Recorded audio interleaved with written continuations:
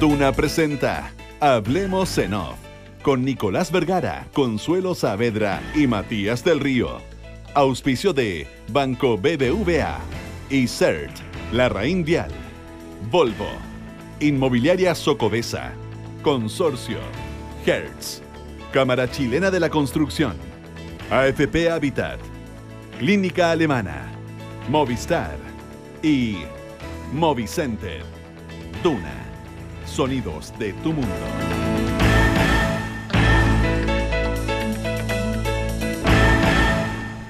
Muy buenos días, ¿cómo están ustedes? Son las 8 de la mañana con 4 minutos. Yo voy a dejar un lápiz por aquí encima.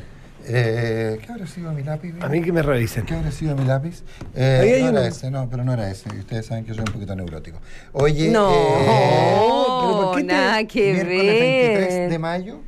No es verdad. ¿Quién me lo habrá robado? Me lo habrá robado la Matilde Burgo, me lo robó. Te apuesto que la Matilde Burgo me robó. Mira la imputación, me robó el mira lápiz, te apuesto. la imputación injustificada, directa y pública que acabas de hacer. Pero es que una vez se llevó una cartera. Haz la denuncia. Oye, bueno, es miércoles, es 23 de mayo. La aclaración de que es miércoles no es una mala idea, fundamentalmente porque esta es una semana más corta. ¿Por dónde? Ahí está, estaba injuriando a la Matilde, la encontraron.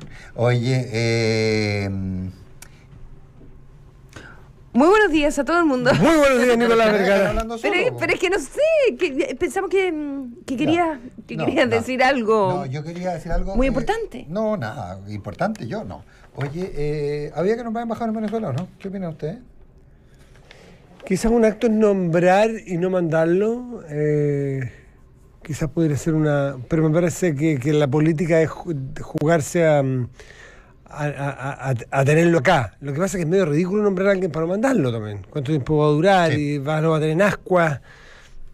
No sé. Me parece que las embajadas funcionan también, no sé en qué situación, la otra vez que conversamos acá con Ramírez, ¿verdad? Con el ex embajador, el último embajador que tuvimos. Pedro Felipe Ramírez. Pedro Felipe, el último embajador que tuvimos en Venezuela. No sé exactamente, él nos contaba que todavía hay gente alojando en la embajada, Sí. asilada ahí, opositores al gobierno de Maduro. ¿Cuánto queda del staff permanente? Las embajadas no solo funcionan con el embajador, los contactos se dan muchas veces que el primer secretario, que el segundo secretario, con los cuerpos diplomáticos que están, independientes del embajador de turno, funcionando en las embajadas. Porque el argumento que uno dice... si no tienes embajador, tampoco puedes hacer el trabajo político dentro del país. No es que vayas a influir mucho, pero averiguas, estás en contacto, eventualmente ayudas a gente de la oposición, si es que esa es tu mirada como gobierno, en el caso del gobierno de Chile. Cosa que él hizo, por lo demás. Pedro Felipe Ramírez, Claro. Sí, embajador en Entonces de creo que, Bachelet. creo que el hecho de no tener embajador no necesariamente te anula la posibilidad Eso es. de hacer ese trabajo siempre y cuando, y por eso vuelvo al punto de que no sé en qué situación está realmente hoy la Embajada de Venezuela respecto del resto del personal de la Embajada que puede seguir haciendo diplomacia, ¿verdad? A ver, yo hice la misma pregunta ayer, por eso se la planteaba, y me dieron varias respuestas. Una, la que más escuché fue que era una brutalidad porque efectivamente era mucho mejor, por una serie de razones diplomáticas. El estatus de un embajador es un estatus mucho más duro, mucho más blindado que el estatus de un simple funcionario diplomático, a pesar de que cuando es a nivel de primer secretario y se producen además, se igualan las relaciones entre los países, no debería haber mayor problema, etcétera, etcétera. Pero también me dieron otro argumento que me hizo sentido, en términos que el proceso de consentimiento, de agreement por parte del país podría haber generado algún grado de tensión. Es decir, ¿tengo yo que ponerme a negociar con Venezuela a quien le mando? ¿Me podría Venezuela vetar, o sea, no concederme el beneplácito a quien yo quisiera? Entonces, entrar en ese juego de negociación diplomática era algo que eventualmente se quería evitar. Eso es lo que me planteaban ayer. Y que efectivamente, como dice la Consuelo, un primer secretario, dado que en Chile se queda en la misma, Venezuela tiene que llevarse de vuelta al embajador, la relación equitativa, digamos. Claro. Entonces, si nosotros retiramos al embajador o no tenemos embajador allá, Venezuela tiene que llevarse al embajador y tenemos que mantener las relaciones a niveles iguales. Y al estar las relaciones a niveles iguales no habría mayor dificultad para seguir cumpliendo un rol de apoyo a los disidentes venezolanos. Pero sin duda es una pregunta. A mí, tal como respecto a Venezuela, ayer yo les comentaba que todavía sigo sin entender por qué la oposición venezolana no participa de los actos electorales, digamos, y llama a la abstención. Por segunda vez, ya lo había hecho hace algunos años y ya habían perdido el Parlamento.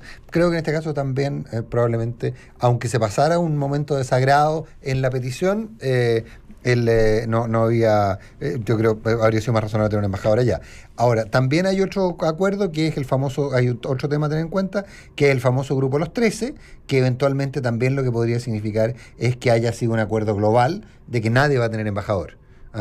Y eso sí que, si es colectivo, es una señal muy fuerte en términos de que los países de tu mismo continente no tengan embajador, no tengan embajador en tu país, es una señal política fuerte.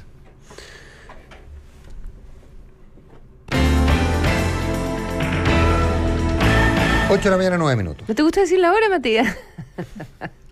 8:09. Muy bien. Bueno, dos noticias interesantes que vamos a tener esta mañana. A las 10 en La Moneda, el presidente Piñera, lo vamos a conversar yo creo también un ratito más, viene la alcaldesa de Providencia, Evelyn Matei. Al programa presenta la agenda... Promujer, femenina. Tendría que revisar exactamente la agenda de los tiempos.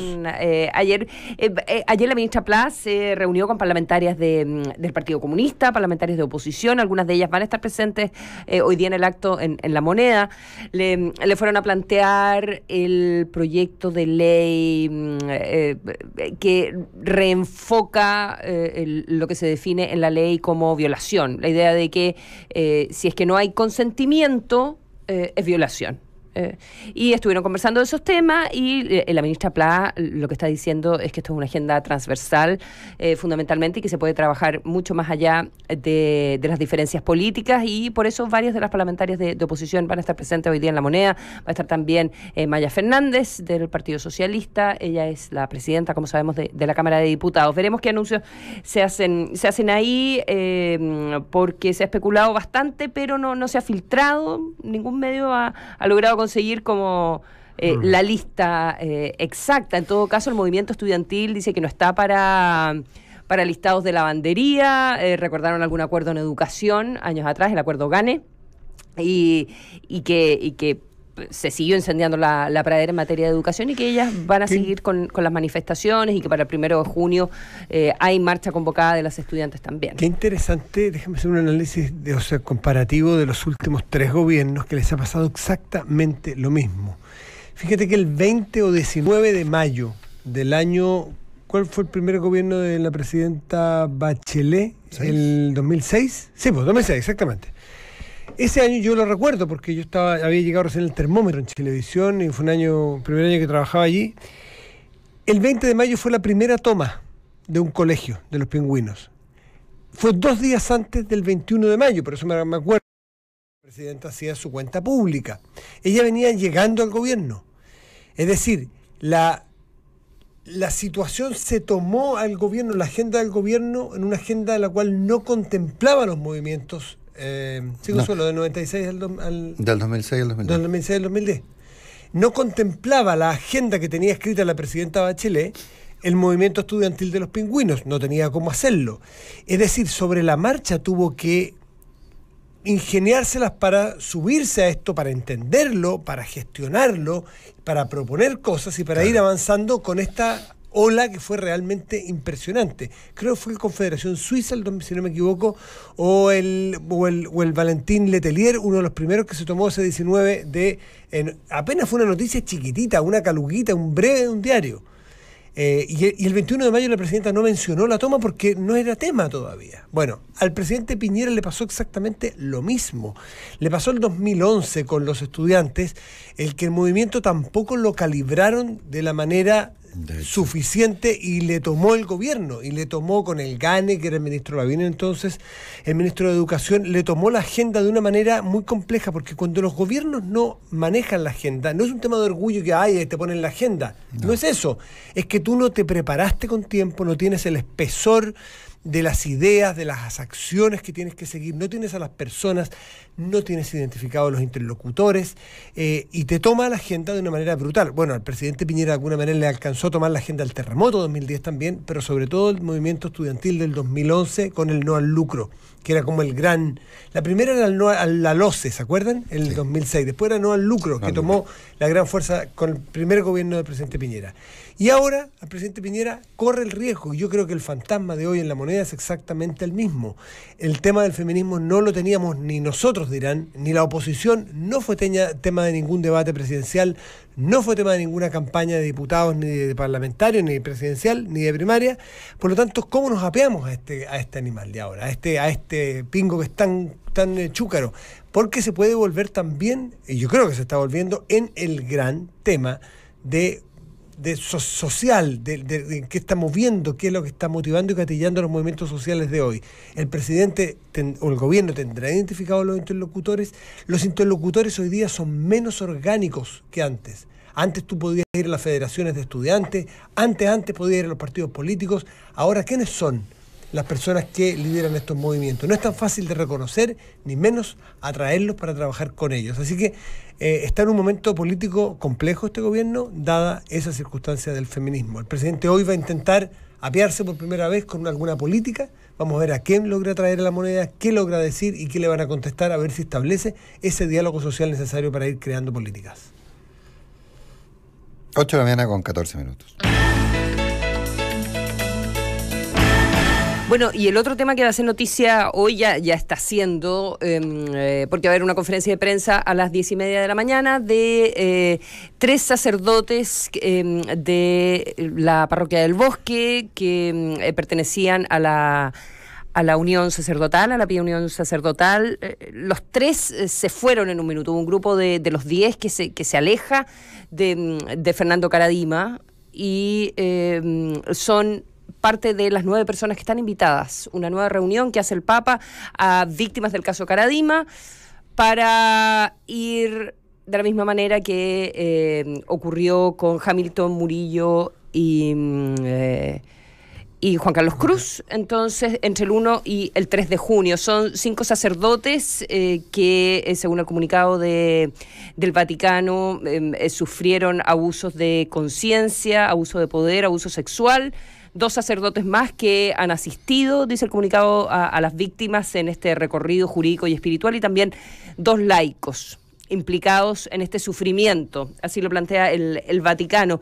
No vamos a conocer los nombres de todas las personas que van, hay algunos que han preferido mantenerse como en el anonimato, pero hay 3 sacerdotes que ya se conoce quiénes son, que son Vialas, Tauruaga y de la Fuente, que son los que convocan a la conferencia de prensa. Yo he podido conversar con otro más que no va a estar presente esta mañana, pero no tiene problema en que se sepa quién es durante el transcurso de la mañana. Le preguntaba a esta persona por qué nuevamente un grupo de Karadima fueron convocados hace más de un mes, dijo el Vaticano, y él me decía que no hay certeza, que son hipótesis. En todo caso, el Vaticano dice que a futuro se puede reunir con otras víctimas también de otras situaciones. Dice, bueno, quizás los maristas porque todavía está en investigación, quizás porque la misión Chicluna, el mandato principal, aunque se abrió a todo el tema de los abusos, y no solo de los abusos sexuales, sino de la estructura, que es lo que estamos viendo finalmente cuando tenemos hasta el caso de Rancagua, ¿verdad?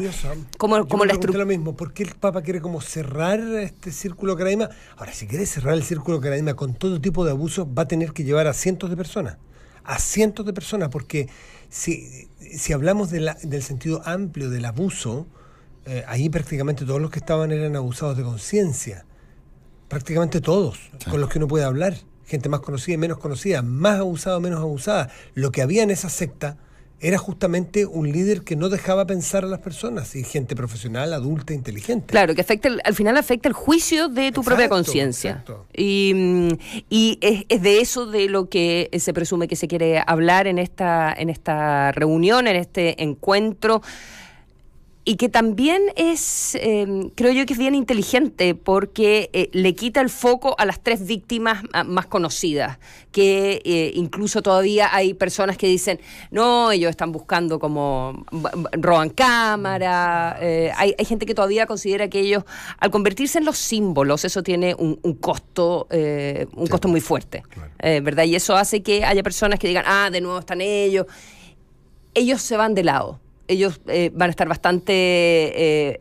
no han querido opinar sobre esta segunda reunión. Es el momento de, entre comillas, las otras víctimas. Y es interesante que sean sacerdotes y que sean recibidos por el Papa en el contexto de... sacerdotes que siguen siendo sacerdotes, que están dentro de la iglesia y que son activos. Yo te diría, yo te diría que la gran diferencia tiene que ver con eso, porque yo no me atrevería a ser demasiado, salvo Juan Carlos Cruz, yo tengo la impresión que de las 3 los otros se alejaron mucho de la iglesia, no sé si con o sin remedio, pero aquí estás hablando de sacerdotes, gente que tiene parroquias, gente que es activa, entonces sin duda que yo miro el tema como una suerte de deferencia hacia ellos en ese aspecto.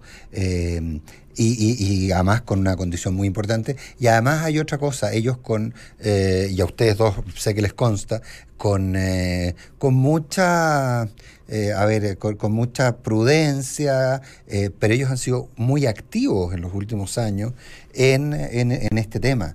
Ellos han hecho ver en distintas instancias de la iglesia, en distintos círculos sociales, han hecho ver estas situaciones, fueron de los primeros en hablar, hay una declaración pública del llamado Grupo de los 10, en fin, ellos también fueron parte activa de todo esto, pero sin duda el hecho que estén dentro de la iglesia, dentro del magisterio de la iglesia, es algo que resulta relevante. Eso sí, políticamente hay una señal extraña por parte del Vaticano, pero hay muchas señales extrañas que después uno entiende cuando le faltan piezas del puzzle, porque en el fondo lo que nosotros entendemos es que este es un problema sistémico que va mucho más allá de solo el caso Caradima. Entonces insistir en dar la sensación de que esto se está concentrando en Caradima, yo creo que es un error, pero insisto, nos faltan todas las cosas. Pero es que Rancagua nos ha enseñado eso de manera muy rápida y muy clara. Pero es que puede ser el caso Caradima como un símbolo de los diferentes tipos de abuso que se cometen en la iglesia. Y como es un caso cerrado... un caso redondito completo que tiene culpables, condenas, etcétera. Culpables, condenas, diferentes tipos de abuso a diferentes tipos de personas. Es el prototipo. Yo creo que es casi como de probeta. Es como un experimento el caso Caradima con principio y fin, con desarrollo. Es decir, tú puedes mirarlo como ponerlo sobre la mesa y hacer una buena investigación al respecto. Y con mucha gente que durante mucho tiempo se hizo el leso. Bueno, y además... Hay mucha gente que no vio, eso es lo más impresionante. Cuando uno ve de la Fuente, por ejemplo, uno de los sacerdotes que va hoy día, que fue el primero en salirse de Caradima, cuando uno conversa con él, que nos ha tocado conversar, conversaciones periodísticas, no necesariamente en entrevista, cuando te explica qué tipo de abuso sintió él y qué es lo que es el abuso psicológico, explicado por la persona que fue víctima, a uno le queda clarísimo cosas que no se la imaginaba antes que te la dijera él. Porque un abuso sexual uno entiende lo que es. Es bien explícito, es bien claro y es bien evidente. Cuando uno está más o menos sano, que en mi caso, más o menos sano. Pero el otro es mucho más difícil de comprender y de identificar. El abuso de las interpretaciones psicológicas. Ahí hay un abuso psicológico importante. En todo caso, una reunión que no pasó ni por nunciatura, ni por obispo, es un contacto. De suyo es una señal, eso es otra señal. Sería muy feo, pero aquí estamos hablando de una desintermediación total. Es decir, finalmente... Se enteraron por la prensa. Pero eso en la diplomacia vaticana no es casualidad. O sea, eso es una señal en sí. El que finalmente yo tengo una línea directa con un cierto grupo de personas, sin duda que es una señal en sí. Perdón, es que no hay nuncio en la práctica. O sea, hay un nuncio, pero está, no sé si está renunciado, pero está prácticamente está dedicado a la actividad social. No, compadre, está muy si estuvo el otro día inaugurando unas parroquias en el sur, se está dedicado a una actividad de difusión. Muy invalidado. 8 de la mañana con 22 minutos.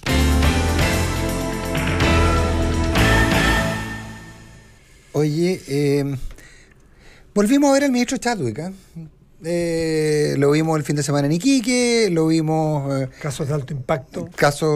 Sí, ¿Te refieres al caso de la reina. Claro, al caso de delincuencia. Al caso de esta muerte de esta mujer de 63 años, parece que en un entorno de una violencia brutal, y con mucha gente dando muchas explicaciones respecto de por qué, de si falló la justicia de menores, si falló, etcétera, pero estamos hablando de alguien que entiendo que desde casi los 10 años tenía prontuario, digamos. Pero vimos al ministro del Interior muy activo. Algo que, insisto, había sido un dato. No lo habíamos visto en los últimos años. Al ministro del Interior no lo habíamos visto hace un buen rato que no había aparecido. Aparece y aparece una actividad muy enérgica y haciéndole, además con una puesta en escena en particular, a su derecha o a su izquierda, a su derecha el director de investigaciones, a su izquierda el general director de Carabineros, y ellos siendo las víctimas de la reprimenda, digamos. Me llama la atención, es una señal política. Yo tengo la sospecha de que vamos a ver más a Chadwick, que vamos a ver un poco más a Piñera. Yo creo que vamos a ver a figuras más validadas en función de ¿Por qué más a Piñera? ¿Ah? ¿Por qué más a Piñera? ¿Tú sientes que hay una crítica ahora de que se les pasó para el otro lado? No. Piñera hiperpresente, el primer gobierno, a veces hiperventilado, ahora hiperausente. Es que yo tengo la sensación que nadie opina que está hiperausente, porque yo creo que está en lo justo que nos trae un presidente. Eso te preguntaba. Pero lo que pasa es que pero lo que pasa es que hay un tema de capitales. O sea, la imagen de Piñera, ¿dónde está? Muy bien. Las imágenes de quienes deben estar en la... Entonces aquí hay una especie como de traspaso de popularidades o de activos. Entonces yo tengo la impresión que vamos a ver más. Al que vamos a ver más sin duda va a ser a Andrés Chadwick, porque yo creo que hay una suerte de toma de control. A mí lo que me gustaría es que viéramos más el trabajo, y no tanto de las policías. Yo creo que, a ver, la violencia, a mi humilde entender, y a uno como presentadora de noticias le toca ver el asalto diario. El asalto del día. Entonces, me queda bastante claro que hay dos niveles de extrema violencia que estamos viendo en este minuto, y una tiene que ver con la pistola, con el narco, con la mexicana, con la quitada, eventualmente incluso con los sicarios. Y ese es un tipo de fenómeno, con muchachones, digamos, que ya están en sus veintitantos, mucho bling bling, Facebook, peinado reggaetonero. Ese es un ámbito. Y el otro ámbito que tú tienes, que creo que viene desde otro origen, que es el muchacho que no se hace una intervención temprana, y ese es el trabajo que es oculto y que me gustaría ver, pero que no se nota. Ya creo que el gobierno de Piñera 1 hizo un plan de intervención, trajeron a expertos de Estados Unidos, la terapia multisistémica, que es carísima, y algo que conversaban ustedes ayer con Cristian Riego, ¿verdad? Con el abogado de la Chile, que tiene que ver con que nuestra ley de responsabilidad penal adolescente no sirve para nada. No es que tú no condenes a la gente, o sea, el muchacho que mata a la señora en La Reina este fin de semana, cayó por primera vez a los 10 años. Ese es el primer delito que él tiene. Es pasta basero. Anda angustiado. Y lo habían entrado, acumula 21 diferentes tipos de delitos que evidentemente van aumentando en su gravedad. Ya a los 14 años tiene hurto en lugar habitado, en fin. Y es ahí donde tú tienes que hacer el trabajo. Y es un trabajo carísimo, que requiere... trabajo con la familia, con el colegio, es multidisciplinario. Cuesta muy caro porque tienes que tener médicos involucrados, no basta con mandarle a una residencia del Sename porque se va a salir evidentemente de ahí, y tú tampoco lo quieres tener encerrado, lo quieres tener cerca de los adultos significativos. Adultos significativos que muchas veces no están en la cárcel. La mamá de este niño llegó a pedir ayuda, se negó a recibir ayuda mucho tiempo. Al final llega y le dan plata para poder pagar una casa, un arriendo de 4 meses. Pero eso no sirve cuando tú tienes a un muchacho que está metido en la droga, que está en contextos de poblaciones peligrosas, vulnerables, donde los incentivos para para irse por el mal camino, son infinitos. Allí se juntan esos dos mundos que tú describiste como paralelos, de la droga. Del bling bling y la droga y la pistola. Exactamente, con de la vulnerabilidad familiar solamente y la pobreza clásica. Porque los incentivos, porque cuando tú trabajas como soldado de la droga, probablemente puedas ganar 3, 4, 5 veces lo que ganarías haciendo un trabajo que te permite tu propia preparación escolar. Entonces, tienes que tener una... y además que el contrafactual es ganar 500 lucas mensuales o ir al colegio. Claro, es todo. Pero aún, digamos. Es todo que suena casi absurdo ponerle el peso a un niño de 12, 13, 14 años que está en etapa de formación que tome esas decisiones. Y a veces la sociedad tiene entonces que rediseñar el mapa de tal forma que no sea ese niño el que toma las decisiones si va al colegio o es soldado de la droga ganando 500.000 pesos pudiéndose comprar todo lo que él quiere. Entonces, aquí sí que hay un trabajo multisistémico. Cristian Rego, que es especialista de la Portales, entiendo yo, a lo mejor también en la Chile, pero es un tradicional abogado de la Portales, hasta donde yo recuerdo, y es uno de los creadores, fundadores de diseñadores de la política de la reforma procesal penal. Nos explicaba ayer con la José Ochea en la tarde, justamente, que hay mucha inversión que hacer, pero lo interesante son dos cosas. Es que se puede, que se sabe cómo se hace esto, que es relativamente fácil identificar cuáles son estos muchachos que se van a proyectar a este nivel de delito y que puedes actuar a tiempo. Ahora, que es carísimo, pero es interesante cuando a los 10 años te queda un tipo con determinadas características, tomarlo casi de manera tutorial con las instituciones. Pero no tenemos las instituciones, no tenemos los recursos, no tenemos la ley. Decía él que no tenemos la preparación universitaria. Eso me llamó la atención, que las universidades no están creando a estos especialistas en tomar a estos muchachos que están desarrollándose en la carrera delictiva. Entonces ahí hay un trabajo de muy largo plazo que no sé quién puede hacerlo si estamos en condiciones de hacerlo y si lo tenemos bien identificado. Como te digo, la terapia multisistémica, que eso existe, está diseñada en Estados Unidos. Piñera 1 la empezó a poner en práctica a través de Lira, que era el encargado, Cristóbal Lira, que era el encargado de seguridad, de prevención del delito, pero cuesta un dineral, los resultados son inciertos. Y de largo plazo. Y de súper largo plazo. Pagan poco políticamente en el corto plazo. Exacto.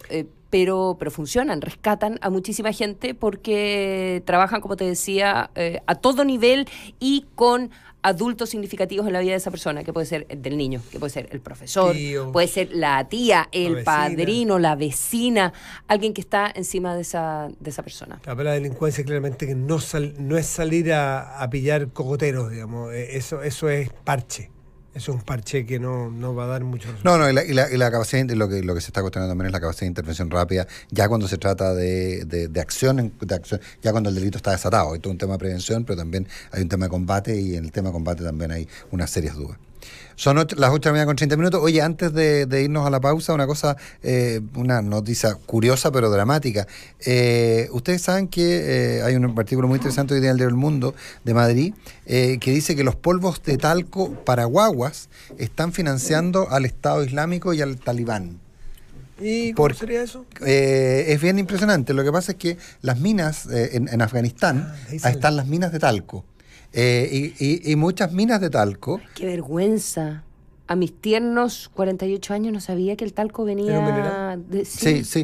O sea, el talco propiamente tal es un mineral, es una arena, es un polvillo que se saca, que es un yacimiento. Ahora, por supuesto, el que uno ve tiene más cosas, tiene un montón más elementos, pero hay un elemento activo. El talco, como te digo, es un mineral. Las minas de talco, en Chile hay minas de talco. Pero esa es la industria del Talibán. La industria del Talibán. Entonces, en Afganistán, ellos tienen una explotación minera sobre el talco, y lo que hacen es que lo exportan ilegalmente a Pakistán, y Pakistán se ha convertido en el principal productor mundial de talco.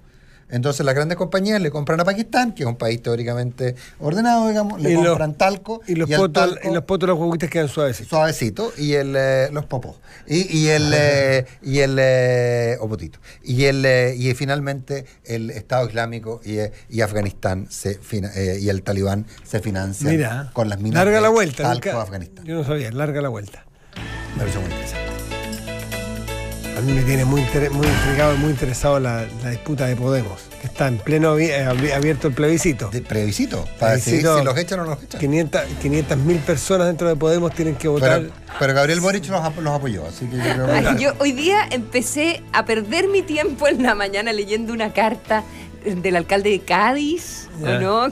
Que está en contra, que es de Podemos, ¿no? De Podemos, que Sí, atacaba a Pablo Cádiz. Iglesias. Entonces Pablo Iglesias dio una entrevista en la cadena SER, No, sí, está muy interesante. que el anticapitalismo... No, pero después dije, no voy a seguir leyendo esto. Que se compre su piso de 600.000 euros. No es una casa, ¿no? Perdón, Es no es Es una casa, un lugar que queda bien lejos y yo...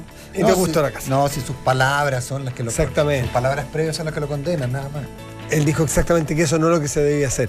Y es lo que hace. Y va y lo hace. Es más que tiene la mala suerte que él, creo que fue de Guindos, De Guindos.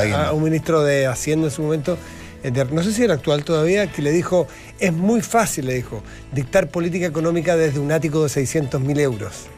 Se podría haber comprado uno de 599.990. Como diciendo, los 600.000 euros es como la cifra exactamente de la inmoralidad. Y la casa de él vale 613.000 euros y la hipoteca es de 588.000 euros. Entonces es exactamente... hace lo que él dice que no se podía hacer. Ese es todo el punto. Aunque sea con hipoteca. Además, los otros que le financian casi el 100%. 88%. Porque es a través de un sistema financiero de ellos mismos, ¿verdad? No, es la una caja de ingenieros. Es una caja, pero esa caja es la caja con la que Podemos opera sus platas por sus platas.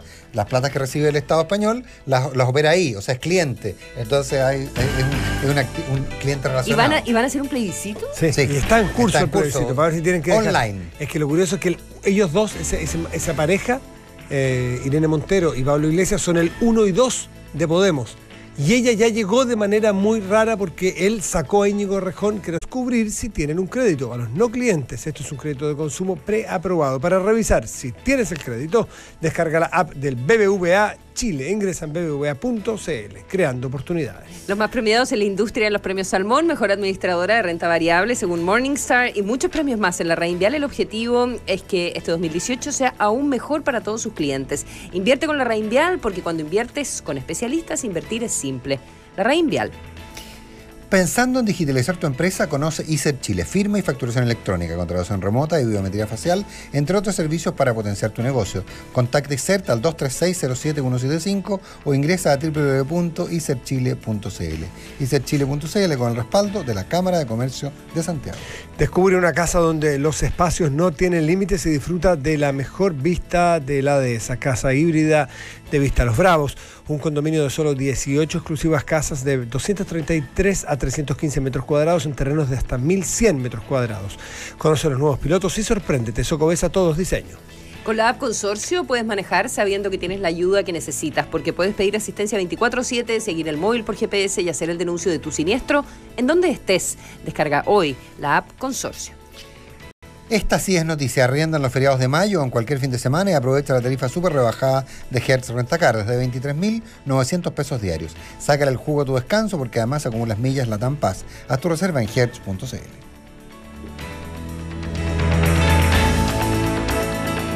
Hoy, tu banco está en una pantalla, tus amigos en grupos de WhatsApp, tus series favoritas en Internet, tu currículum en LinkedIn y tu empresa está así de actualizada. Bienvenido a eCert Chile, pioneros en soluciones innovadoras, factura electrónica, contratos laborales electrónicos, firma para impuestos internos. Es más fácil de lo que crees. Optimizas tiempo y ahorras costos con el respaldo de la Cámara de Comercio de Santiago. Visítanos en ecertchile.cl o llámanos al 2360-7175. eCert Chile, cero papel, cero problemas. Para algunos, el otoño se disfruta encerrados y reunidos en un lugar acogedor. Pero para nosotros, el otoño se disfruta afuera, en el lugar que siempre soñamos. Con Volvo, el otoño se vive sobre ruedas. Aprovecha nuestros precios especiales de temporada en todos los modelos 2018. Conócelos y cotízalos en volvocars.cl o en nuestra red de concesionarios. Consulta por modelos con bonos de financiamiento Forum. Volvo, Innovation Made by Sweden. Tal vez sea su prestigio y trayectoria de más de 100 años, o la asesoría que me dan para ayudarme a cuidar los ahorros de toda mi vida. En Consorcio se mueven para darme muchas razones para confiar. Por eso, con una renta vitalicia Consorcio, puedo asegurar una renta fija en UEF para toda mi vida y disfrutar la mejor etapa de mi vida. Conoce más en www.razonesparaconfiar.cl. En Consorcio, nos movemos para hacer tu vida más simple y entregarte la asesoría y servicio que necesitas en cada etapa de tu vida. Seguros, previsión, ahorro. Consorcio, tu vida es lo que nos mueve. Yo la recogí en la moto. Yo no dije nada porque iba sin casco. Yo iba manejando el auto mientras hablaba por celular. Mi hija no se imaginó que no los iba a ver. De la seguridad de todos, todos somos responsables. Cámara Chilena de la Construcción. Construir seguridad es obra de todos. ¿Sabías que un cliente que llegó a AFP Habitat con un saldo de 10 millones de pesos, hoy después de 15 años, ha ganado hasta 3.800.000 pesos más que si hubiera estado en otra AFP? Por eso, elige AFP Habitat, número 1 en rentabilidad en los últimos 15 años y en el 2017. Compruébalo en www.afphabitat.cl. Infórmese sobre la rentabilidad de sus fondos de pensiones, las comisiones y la calidad de servicio de las AFP en el sitio web de la Superintendencia de Pensiones, www.spensiones.cl. Hay cosas difíciles de creer, como... 5 minutitos más. Solo 5. Pero hay otras que sí puedes creer, como el crédito de consumo preaprobado de BBVA que puedes pedir sin ser cliente. ¡Créelo! Descarga la app BBVA Chile o ingresa a bbva.cl para descubrir si tienes un crédito preaprobado y solicitarlo en cualquier sucursal con tu huella digital. BBVA, creando oportunidades. Otorgamiento de crédito sujeto a aprobación del riesgo comercial del cliente. Infórmese sobre la garantía estatal de los depósitos en su banco o en sbif.cl. A ver, para chequear los neumáticos paso a Movicenter. Y el sistema de audio, eso lo veo en Movicenter. Después paso a Movicenter por el portabicicletas. El portaequipaje de techo lo compro en Movicenter. El aceite lo cambio en Movicenter. Y al final paso a Movicenter a ver lo de la batería y estamos listos para la aventura. Neumáticos, audio, accesorios y equipamiento, cambio de aceite, baterías y mucho más. En Movicenter tenemos todo para tu automóvil. A solo 10 minutos de Providencia. Movicenter, la ciudad del automóvil. Hablemos en off. Nicolás Vergara, Consuelo Saavedra y Matías del Río están en Duna. En 2016, más de 140 personas fallecieron por conducir bajo los efectos del alcohol, porque la seguridad de todos somos responsables. No manejes cuando has bebido y evita que otras personas lo hagan. Cámara Chilena de la Construcción, construir seguridad es obra de todos. ¿Sabías que hay una AFP que es número 1 en rentabilidad en todos los fondos en los últimos 15 años? AFP Habitat ha entregado los mejores resultados en 15 años y en el 2017, porque es tu futuro. Elige Habitat, consistentemente entregando la mejor rentabilidad para tu pensión. Clínica Alemana inauguró un nuevo laboratorio de diagnóstico molecular que tiene la mayor capacidad de estudio genético disponible en el país para la atención clínica y posibilita tratamientos personalizados contra el cáncer. Clínica Alemana, si es tu salud, es la alemana. Y disfruta de las cosas buenas del otoño sobre ruedas arriba de tu próximo Volvo. Aprovecha los increíbles precios de todos sus modelos 2018. Conócelos y cotiza el que más te guste en volvocars.cl o en tu red de concesionarios. Volvo Innovation Made by Sweden. Movistar presenta su nuevo seguro para pantallas. Contrátalo desde 990 pesos mensuales. Conoce más de este seguro en movistar.cl/seguros. Elige todo. Movistar. En Movicenter tienen todo lo que tu automóvil necesita: neumáticos, cambio de aceite, baterías, accesorios, equipamiento y mucho más en un solo lugar. Abierto de lunes a domingo de 9 a 20 horas. Avenida Américo Vespucio Norte, 1155, Huechuraba, a solo 10 minutos de Providencia. Movicenter, la ciudad del automóvil. 8 de la mañana con 41 minutos. Estamos, como lo habíamos anunciado, con la alcaldesa de Providencia, Evelyn Matei. Bienvenida. Hola, ¿cómo están ustedes? Un gusto estar acá. Hola, Evelyn. Sí, pues. Se hacen anuncios hoy de agenda pro mujer en el marco de la ola feminista en la que estamos actualmente en Chile. ¿Qué expectativas tienes respecto de lo que se puede anunciar hoy en La Moneda? A mí lo que más me gustaría, Consuelo, es que se anunciara realmente una campaña para modificar culturalmente qué es lo que significa ser mujer y ser hombre. Porque mientras no se modifiquen ciertos patrones culturales, la verdad es que la mujer va a seguir sufriendo enormemente. Hoy día la mujer se preocupa casi ella sola de todos los cuidados de la casa, ¿no es cierto? Y esto lo medimos.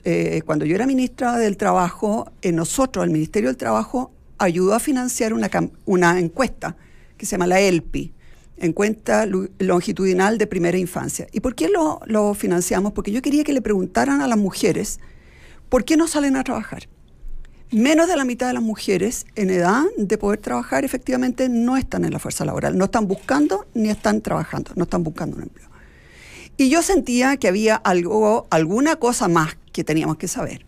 Entonces se les hizo preguntas como: ¿quién saca la basura? ¿Quién lava? ¿Quién plancha? ¿Quién hace las compras? ¿Quién lleva a los niños al colegio? ¿Quién va a las reuniones de padres? Todas las cosas cotidianas. ¿Quién sabe a qué hora se toma qué pastilla, qué niño se tuviera que tomársela porque está enfermo? Exactamente. El hombre no aparece. En lo único que participaban un poco era ayudar a sacar la basura. Me acuerdo que era un 18% de los hombres que ayudaban. No es tanto tampoco. Nada, tampoco. Y también en ver las finanzas de la casa, fíjate, en mandar, en el fondo. Pero en todo el resto era la mujer la que se hacía cargo de todo. Entonces, mientras no haya ese cambio cultural, muy pocas cosas van a cambiar. Y cuando hablo de un cambio cultural es porque en Chile, cuando el hombre ayuda, entre comillas, en la casa, se siente feliz porque está ayudando. En Suecia son corresponsables, que es muy distinto. El hombre es corresponsable de mantener la casa, de preocuparse de los niños. Entonces, ¿cómo puedes empujar un cambio cultural y cuánto puedes empujar? Se hacen campaña. Pero ¿cuánto puedes empujar? Que ellos ayudan. Mientras no se sientan responsables absolutamente de lo que ocurre en la casa y qué sé yo, la mujer en el fondo no tiene ninguna libertad para poder salir a trabajar ni para poder tomar... Entonces, yo creo que aquí lo que se necesita es una batería de medidas prácticas, ¿no es cierto? Por ejemplo, sala cuna universal, obvio. Nosotros lo habíamos dejado presentado ya cuando yo era ministra del Trabajo y era hasta los 3 años para mujeres, para todas las mujeres que trabajaran, no solamente las que trabajaban en empresas que tuvieran más de 20 mujeres contratadas, en fin, y además que no se le sacara del sueldo de la mujer, porque ese es el otro problema. Hoy día, cuando tú contratas a un hombre, le pagas el sueldo. Cuando contratas a una mujer, le tienes que pagar el sueldo y además la sala cuna. Entonces, claro, contratan hombres. O contratan a mujeres y les pagan menos. Entonces teníamos todo un mecanismo de financiamiento para que desde el punto de vista del empleador le diera lo mismo contratar a un hombre o una mujer porque el pago de la sala cuna iba por otro lado. Es un cambio cultural, dice Belén Matei, y es re importante cuando uno que es hombre le toca estar en ambientes a veces de conversa de puros hombres, de muy buena fe te dicen muchos... ¿De qué se quejan? No, porque han evolucionado un poco algunos, ¿sabes? No todos están en la etapa de piedra, pero hay algunos que dicen, sí, el punto es que hay mujeres que no quieren salir porque es su opción. Ah, bueno, es su opción no salir, pero es que... A ver, pero ¿tú crees que el 50% de las mujeres opta por no salir? Es verdad, pero es que ¿hasta qué punto es verdad que es una opción? La verdadera opción es cuando tú tienes 50-50, decir, ¿saben qué? Me quedo yo, porque si no, si que fuese tan optativo, se quedarían hombres también. Exactamente. Entonces, a lo mejor prueba de que no es opción. Bueno, pero es que hay modificaciones legales que pudieran permitir aquello. Sí, naturalmente. O sea, finalmente, el que hubiera decisiones, una decisión más, digamos, a ver, que dijeran, ¿quién va a trabajar?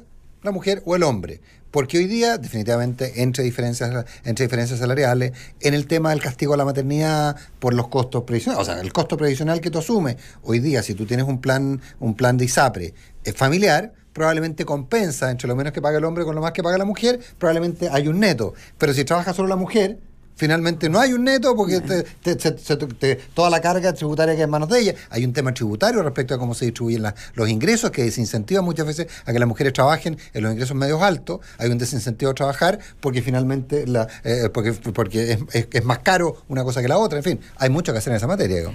A mí me llamó la atención cuando llegué al ministerio las pocas encuestas y la poca información que había, porque cada vez que querían incentivar el que la mujer saliera a trabajar, hablaban de un subsidio o al empleador o subsidio a la mujer para que tuviera un mejor sueldo, subsidio. Y dije, ¿sabes qué más? Si nosotros en Chile tenemos mucho menos mujeres trabajando que en cualquier otra parte de Latinoamérica, salvo México, porque tenemos de las peores tasas de participación en el mundo, en Latinoamérica, estamos bajo el 50, debemos estar como 48. ahora como en 48 y medio por ahí.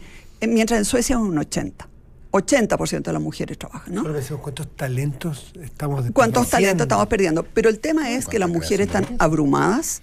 Muchas veces, además, nos dimos cuenta que no se atreven a salir de la casa por temor a que cuando vuelvan, la casa se la hayan robado y desvalijado completo. Hay veces que porque hay un niño enfermo o un adulto que necesita cuidado. O sea, y la mujer en realidad en Chile está a cargo del cuidado. No tenemos instituciones fiscales o estatales, ¿no es cierto? O incluso privadas que te ayuden en esa materia. Entonces, la verdad es que tenemos muchísimo que avanzar. Y yo me alegro que se esté poniendo con tanta fuerza estos temas en el tapete, porque por lo menos cuando nosotros estábamos discutiendo, por ejemplo, el postnatal de 6 meses con el presidente Piñera y la ministra Carola Schmidt, uno de los temas que nosotros pusimos fue que el hombre pudiese tomarse parte del postnatal. Muchas mujeres nos decían, ¿pero por qué? Si la lactancia de la mujer, y no entienden nada de que en realidad, ¿no es cierto?, ya el hombre tiene que empezar a asumir su corresponsabilidad a esa altura. Yo a esta altura avanzaría un paso más y pondría que hay un postnatal que si no se lo toma el hombre, se pierde. ¿Te fijas? Entonces, pero yo creo que hay que ir avanzando culturalmente. En esa época nos costó siquiera poner el postnatal para el hombre. Ahora yo ya lo haría como que o se lo toma el hombre o se pierde. ¿Te fijas? Pero hay que ir avanzando. Evelyn Matei, interesante, ¿cómo se llamaba la encuesta? Alpi. Mírenla porque es devastadora. Se ha seguido haciendo para poder tener una serie a ver qué pasa generacionalmente. Lo más probable es que no hayan hecho nada. La verdad es que esta es una encuesta para ver qué es lo que pasa con la primera infancia. Y lo hace Microdatos de la Universidad de Chile, o lo hacía en esa época, no sé ahora. Y fueron donde mí porque les faltaba financiamiento. Entonces, cuando yo dije, bueno, pero si ustedes van a estar viendo niños pequeños, obviamente que se van a entrevistar con las cuidadoras, con las mamás, con las abuelas, qué sé yo. Así que, por favor, yo lo financio siempre que me hagan toda esta serie de preguntas. Les quiero decir, cuando uno mira los resultados, es devastador. O sea, ahí uno entiende por qué tantas mujeres en Chile están con depresión, cuántas mujeres se sienten abrumadas, cuántas mujeres, porque la carga de trabajo y de responsabilidad que tienen las mujeres en Chile es de verdad insoportable. ¿Se puede ser de derecha y ser feminista? Yo creo que esa es una pregunta, a mí me llama la atención, ¿no? Yo soy totalmente feminista, he sido toda mi vida, pero en realidad no he sido toda mi vida. Yo crecí en el colegio alemán, en una familia en que 3 de mis abuelos eran de origen alemán. Por lo tanto, la diferencia entre hombres y mujeres no existe, pero no existe hace 2 siglos. O sea, el colegio alemán nació siendo mixto hace 150 años. Y en la universidad y en el colegio nos trataban a todos igual. Y de repente llego al mundo del trabajo y me empiezo a dar cuenta que los hombres más capaces llegaban rápidamente a ser gerentes. Y las mujeres más capaces llegaban a ser rápidamente las asistentes del gerente. Listo. Y así era. Y no habían posibilidades de ascenso, y te pagaban menos, y muchas veces, ¿cuántas veces me pasó? Que estábamos en una reunión, se estaba discutiendo un tema, una mujer decía algo que era brillante, nadie la pescaba. 10 minutos más tarde, un hombre decía exactamente lo mismo. ¡Uy, qué inteligente Reinaldo! ¿Ah? ¡Uy, qué capaz! Y la mujer, nadie la había escuchado, sencillamente porque era mujer. Entonces, yo creo que es un tema mucho más cultural que si es de ser de derecha o de izquierda. Ya, pero tú vienes de una... Lo que pasa es que yo vengo de una cultura donde pero tú vienes de la cultura de la derecha también, y es buena la pregunta, porque yo se la escuchaba una intelectual, a Cristóbal Velolio, eso. ¿Es de izquierda el feminismo o es de derecha? No, yo creo que es cultural. O sea, yo te diría que en los países nórdicos... Pero tu sector, del cual tú vienes... En el colegio alemán... No, de la cultura política tuya, de la derecha. No, bueno, pero si lo que pasa... Perdón, ¿y tú crees que la izquierda era distinta? No, te estoy haciendo la pregunta. Pero sí maltrataban a las mujeres igualito. Sí. O sea, y muchas veces esto lo conversábamos nosotros. Yo creo que tiene mucho más que ver, fíjate, con la religión. Y les quiero contar lo siguiente. Yo creo que las religiones luteranas, calvinistas, qué sé yo, son mucho más pro equidad que la cultura católica. Y les quiero contar además que esto tiene un problema súper grave. Hoy día, en esas sociedades súper tradicionales, católicas, latinas, como Italia, como España, la tasa de natalidad ya ha caído al 1,3. Las mujeres en esos países ya sencillamente no quieren tener niños porque no están dispuestas a que todo el peso recaiga sobre ellas. En culturas, en cambio, nórdicas, que parecen mucho más liberales, mucho más... la tasa de natalidad es 1,7, 1,8. O sea, esa gente muy católica que cree que está defendiendo la familia tradicional, que en realidad la está destruyendo. Está destruyendo la familia. Sencillamente porque las mujeres a estas alturas, con esas reglas del juego, no están dispuestas a tener niños. ¿Y quién las puede culpar? O sea, tú sabes que tener un niño significa echarte toda la responsabilidad financiera, porque muchas veces los papitos se desaparecen, nunca más los puedes pillar. Después, además, se echa toda la carga del niño, de la casa, la responsabilidad. O sea, de ahí para adelante la mujer pasa a no tener vida propia. Alcaldesa, nos quedan 2 minutos. ¿Le preguntamos al alcalde, algo a alcaldesa o lo dejamos para la siguiente invitación? Ay, para la siguiente invitación o no. Vale. O como quiera, o nos pasamos. Hay otro tema que yo quería poner. Sí, un segundo. A propósito de cambios culturales, quería saber cuánto hay para la galería y cuánto hay profundo. ¿Cuál es tu opinión al respecto? Por ejemplo, los reglamentos, entre comillas, antipiropo. Eso lo encuentro una tontera. ¿Qué quieren que me les diga? O sea, ya... O sea, si alguien viene, si es grosero, anda y hace una acusación y de abuso y de lo que sea. Un piropo.